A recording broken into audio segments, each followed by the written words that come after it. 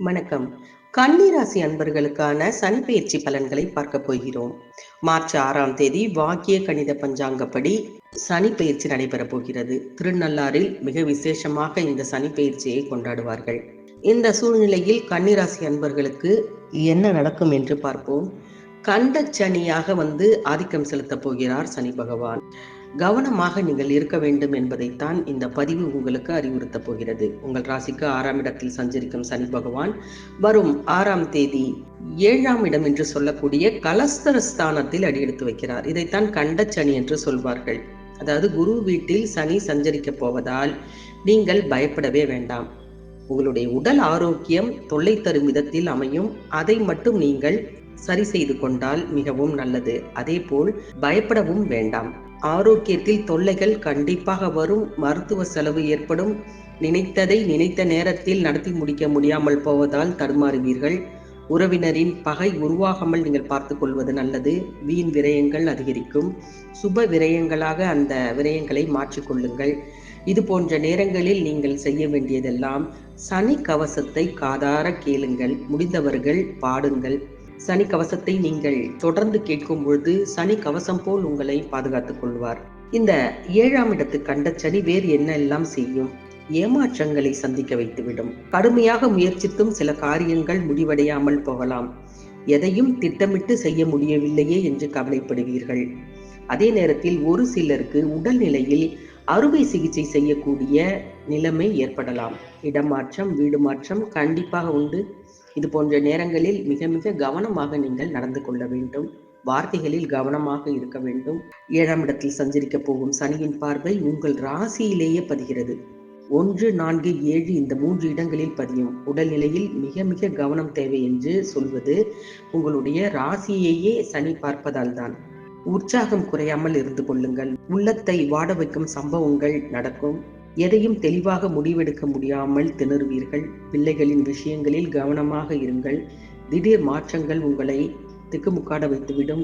குடும்ப உறவில் விரிசல்கள், கொடுக்கல் வாங்கல்களில் ஏமாற்றம் போன்றவை ஏற்படலாம். உத்தியோகம் பார்ப்பவராக இருந்தீர்கள் என்றால் உத்தியோகத்தில் நீண்ட தூரத்திற்கு மாற்றல் கிடைக்கக்கூடிய நேரமும் இதுதான். சனியின் பார்வை 4ஆம் இடத்தில் பதிவதால் பெற்றோர் வழியில் சில பிரச்சனைகளை நீங்கள் சந்திக்க நேரிடலாம். கடல் தாண்டி செல்வதில் தாமதங்கள் உருவாகும். புதிய வாகனங்களை வாங்குவதில் மட்டும் ஆர்வம் அதிகமாக இருக்கும். அது நடக்கவும் செய்யும். உத்தியோகத்தில் மேலதிகாரிகளின் ஆதரவோடு கேட்ட இடத்திற்கு மாறுதல்களை பெற சிறிது காலம் நீங்கள் காத்திருக்க வேண்டும். முக்கியமான விஷயம், சனியின் பார்வை 4ஆம் இடத்தில் பதிவதால் தாயின் உடல் நலத்தில் கவனமாக இருக்க வேண்டும். பெற்றோரின் மணிவிழா, முத்து விழாக்களை நடத்தும் வாய்ப்பு ஒரு சிலருக்கு ஏற்படும். பொதுவாக சுப செலவுகள் அதிகரிக்கும் நேரம் என்றும் இந்த நேரத்தை சொல்லலாம். 9ஆம் இடத்தில் பதியும் சனியின் பார்வை பாக்கியஸ்தானத்தை பலப்படுத்தத்தான் செய்யும். தொழிலில் புதிய வாய்ப்புகள் வந்து சேரும். மற்றவர்கள், அதாவது யாரையும் கூட்டு சேர்க்கும் பொழுது அவர்களின் ஜாதகத்தையும் நீங்கள் பார்த்து கொண்டு ஆரம்பித்தீர்கள் என்றால் உங்களுக்கு நல்லது நடக்கும். உத்தியோகத்தில் உள்ளவர்களுக்கு எதிர்பார்த்த இலாக்கா மாற்றம் கிடைக்கும்.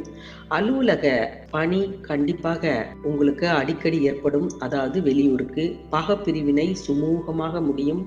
பூர்வீக சொத்துக்களை விற்றுவிட்டு புதிய சொத்துக்களை வாங்க நினைப்பவர்களுக்கு கைகூடக்கூடிய வாய்ப்பு உண்டு. பொது வாழ்வில் இருப்பவர்களுக்கு திடீரென பொறுப்புகளில் மாற்றம் ஏற்படலாம். அதிகார அந்தஸ்தை தக்க வைத்துக் கொள்ள பெரும் முயற்சி நீங்கள் எடுக்க வேண்டும்.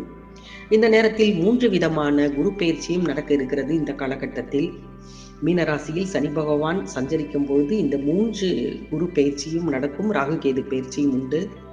2026ஆம் ஆண்டு மே மாதம் கடகராசிக்கு குரு சென்று அமர்வார். லாபஸ்தானம் பலப்படுவதால் செய்யக்கூடிய தொழிலில் சிறப்பான முன்னேற்றத்தை நீங்கள் எதிர்பார்க்கலாம். 2027ஆம் ஆண்டு ஜூன் மாதம் சிம்ம ராசிக்கு செல்லும் குரு பகவான் விரயஸ்தானத்தில் பலம் பெறுவார். விரயங்கள் அதிகரித்தாலும் உத்தியோகத்தில் உழைப்புக்கேற்ற பலன் எல்லாம் கிடைக்கும். 2027ஆம் ஆண்டு நவம்பர் மாதம் உங்கள் ராசிக்கு வரும் குரு ஜென்ம குருவாக மாறுவார். ஜென்ம குரு ராமர் வனவாசம் என்று கேட்டிருப்பீர்கள். நினைத்தது ஒன்று நடத்தது ஒன்றுமாக இருக்கும். ஆரோக்கியத்தில் தொல்லைகள் ஏற்படும். மருத்துவ செலவுகள் அதிகரிக்கும். உறவினர் பகை அதிகரிக்கும். இவற்றையெல்லாம் நீங்கள் நிதானமாக கடந்து வர வேண்டும். அதே நேரத்தில் 13/11/2026 அன்று மகர ராசிக்கு ராகுவும் கடகராசிக்கு கேதுவும் இடம்பெயரப் போகிறார்கள். 5ஆம் இடத்தில் சஞ்சரிக்கும் கேதுவால் கொடுக்கட்டி பறந்த குடும்ப பிரச்சனை படிப்படியாக மாறும். வீட்டில் திருமணம் நடக்கக்கூடிய வாய்ப்புகள் ஏற்படும்.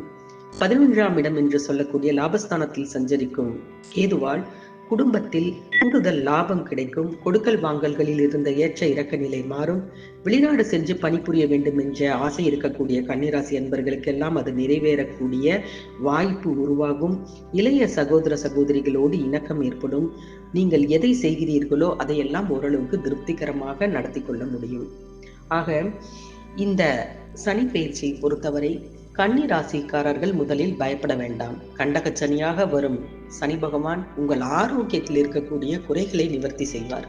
கண்டிப்பாக ரண சிகிச்சை, அறுவை சிகிச்சை உண்டு, மருத்துவ செலவு உண்டு, மருத்துவ சார்ந்த விஷயங்களில் பயம் ஏற்படும். அவற்றையெல்லாம் சமாளித்து தான் இந்த கண்டச்சனியை நீங்கள் தாண்டி வர வேண்டும். இனி வரக்கூடிய இந்த 3 ஆண்டுகளை நீங்கள் கவனமாக அடியெடுத்து வைத்து நடக்க வேண்டும். தர்ம சிந்தனையோடு நீதி தவறாமல் நடப்பவர்களுக்கு எல்லாம் இந்த சனி பயிற்சி பெரிதாக பாதிக்காது. எதுவாக இருந்தாலும் கண்டச்சனி தான். கவனமாக இருங்கள், பயப்பட வேண்டாம். பயப்படாமல் இந்த 3 ஆண்டு காலத்தை தாண்டி வருபவர்களுக்கு ஒளிமயமான எதிர்காலம் கண்டிப்பாக காத்திருக்கிறது. மீண்டும் மற்ற ராசிகளின் பலன்களுடன் சந்திக்கிறோம். நன்றி, வணக்கம்.